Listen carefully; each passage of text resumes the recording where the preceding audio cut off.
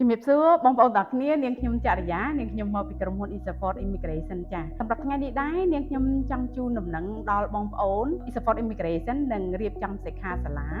ស្ដីពីកម្មវិធីទឹកតការ EB3 Skill និង Unskilled Worker សម្រាប់បងប្អូនដែលមានបំណងចង់ទៅធ្វើការនិងរស់នៅស្របច្បាប់នៅសហរដ្ឋអាមេរិកទាំងគ្រួសារ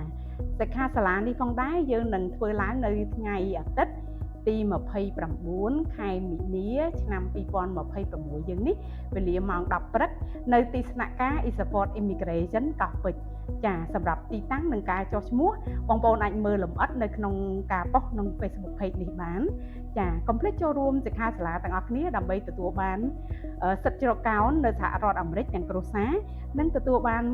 Special Promotion ពីក្រុមហ៊ុន Isafort Immigration ចាជួបគ្នានៅសិក្ខាសាលា Isafort Immigration អរគុណច្រើនជំរាបលា